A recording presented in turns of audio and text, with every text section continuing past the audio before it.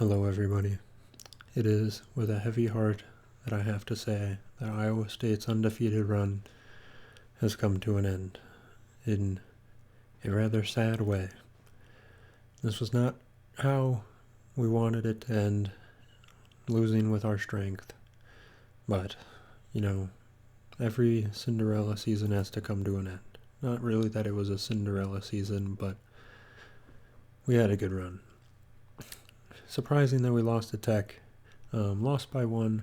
A lot of questionable plays. Was a sad day, but we'll get through. There are a lot of implications that this means, which I'll go over a little bit, but here we are. I'm recording this on the live stream Tuesday night. There's a lot going on in the world, but one of the things that happened already is that the first college football playoff rankings have been released.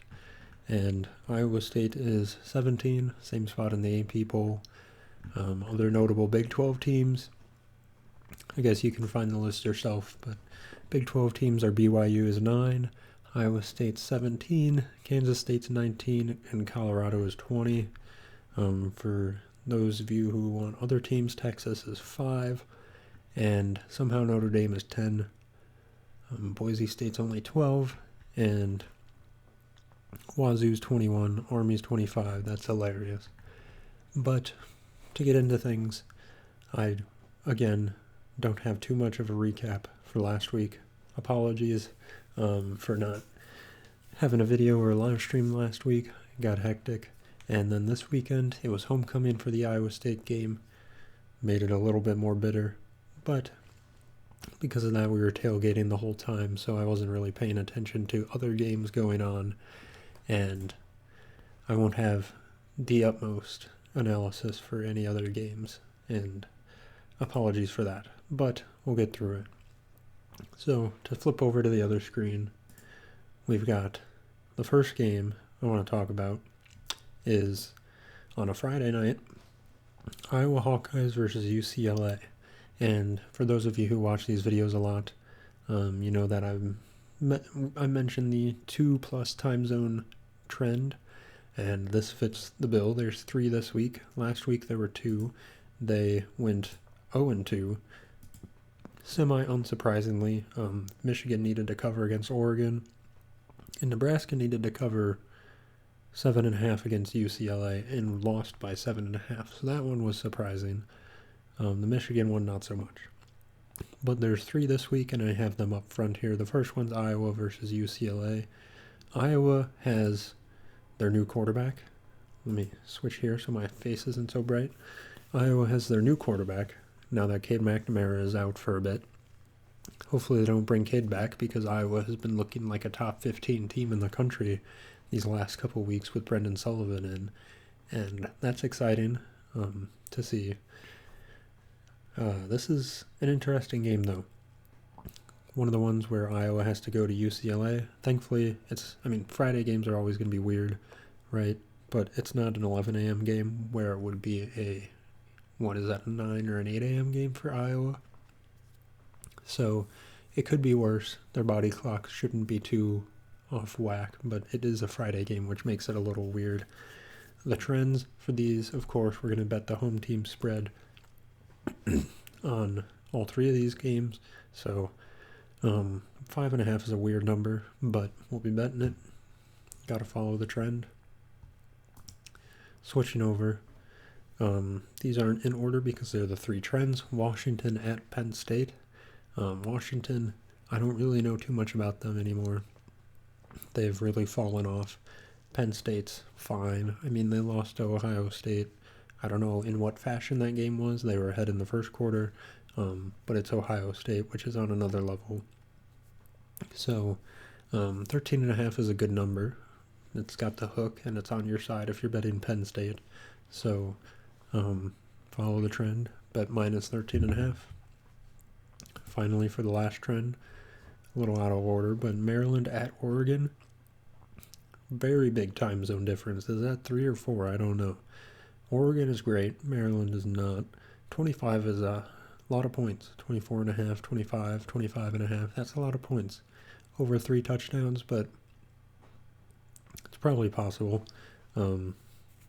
Oregon is blowing out some teams. They're really great. So not much to analyze, but these are the 3 trend games for this week. There's only 2 more games next week that follow this trend, and then that's it for the season. So if you want to hop on it before the season's over, feel free. But now on to the Big 12. I don't know what's going on with either of these teams. Let me check. I have the ESPN scores pulled up here. I think Cincinnati did something last week. What did they do? Maybe they sat down last week. I'm not really sure. Let me control F that. Yeah. Okay, Cincinnati took a break last week, so that's fine. You're welcome for the expert analysis. Maybe West Virginia did too. I don't really know too much. Excuse me. 4.5 is a weird number. I don't know. It's a good game to start the day with, I suppose. I don't know what other outside the Big 12 games there are at 11 a.m. on Saturday, but this could be a good game to watch. I'm hopefully going to watch it, and I'll root for West Virginia because Iowa State played them. What a game. You know, the spread would have been a lot different if last weekend ended a little bit differently. Our defense was good. Our offense just couldn't get anything going. 2 big drops. Not that it defined the game. This was more of a death by 1,000 cuts type of game. And this is an interesting one because it's played in Arrowhead Stadium where the Chiefs play. And the crowd will probably be split 50-50 Cyclones, Jayhawks, maybe leaning towards the Cyclones, but the place is huge, so who knows. It's in an NFL stadium. That's weird in and of itself. I don't know if there's a home field advantage baked in with this +3 at all. Kansas isn't bad. I mean, they have 1 win, so their record is a lot different from what they're actually like. Oh, apologies. I'm scared. I mean, ISU has to pretty much win out to get in the college football playoffs. They at least need to win the Big 12 championship. Sorry for the noise upstairs. I can't control that. Unfortunately, I have to root for Texas Tech the rest of the season. But this is going to be a scary game. I'll have my eyes glued to this one, praying and hoping that the Cyclones bounce back. I think they should be able to, but Kansas is always scary.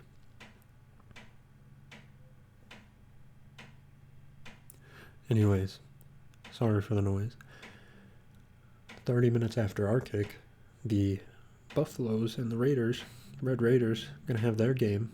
Of course, Colorado could have a backdoor into the Big 12 championship and go to the college football playoffs for the Big 12, which is terrifying. It'll probably happen because of how much I dislike them and don't want that to happen, and they'll do it because that's how life goes, I suppose. But I'll be rooting for Texas Tech. Colorado's been decent. As much as I hate to admit it, they have a good shot at going through if BYU drops anything. After this game, Colorado has a pretty cheese schedule too, so they should be fine. But hopefully they lose this game. Oklahoma State is garbage. They have fallen the hardest out of any team in the Big 12. Probably the hardest out of any team in the country besides Florida State that I know of. And TCU is fine. Obviously more than fine compared to Oklahoma State, though. I don't think this will be too much of a game. I'll probably be wrong. More of a game to watch at the exact same time, though. Central Florida versus Arizona State. I mean, I don't know much about Arizona State either. I feel like I was paying attention to these games a lot more at the start of the season, but then once I started doing a lot on the weekends, haven't been able to keep up. I'm going to go for UCF because, again, Iowa State played them. More of a quality win for us. Finally, for the Big 12, late night, what is this, the Holy War? This has a name. Late night game. I don't think I'm going to be staying up till midnight to watch the end of it. Could be a big game for BYU, though. I'm not sure what the rest of BYU's season looks like, schedule-wise, how easy or hard their games potentially look. But this could be a big game for them. Could break their undefeated season. I don't know who I want to win the Big 12. Obviously, I don't know what all the tiebreakers and stuff are. I don't know who I need to root for Iowa State to get in the championship and win it, who I would even want to play in the championship game. So there's a lot of sitting down and thinking I need to do, but I don't know if it's worth it for the next couple weeks until the season gets later on, because then it's all speculation. But either way, this should be an interesting game. Last week there were no games after 7 p.m. that started after 7 p.m., so this is nice to have some night games again. Finally, by demand, Texas. Michigan State's on a bye, so no them. Texas, once again, looking like they'll be fine against Florida. Florida's alright. They're not great. Texas is a powerhouse, so, I mean, there's not really much to analyze when they're just stomping teams. So, yeah, that's about the end of it. So I kept the tabs open so I can go back and look at those time zone trend games, but it's been an interesting last week or two. Tough loss coming out of a bye. Cyclones are sad cyclone noises, but season's not over by any means. I mean, we're still having a historic season, just doing what we have done so far, so I'm not going to lose sight of that. And, you know, be happy from where we've come. There's still chances to do big things, and yeah, so I hope that your weekend goes well. You enjoy some college football and some NFL maybe. Trade deadline just finished up today for the NFL, and stuff's going on. I suppose I haven't really been paying too much attention to it, honestly, but if you have, I hope you're doing well, and I hope your fantasy team is doing well too, if you're playing. So, thanks for watching. I will see you all in another video, or if you're back for the college football, see you next Wednesday. Peace.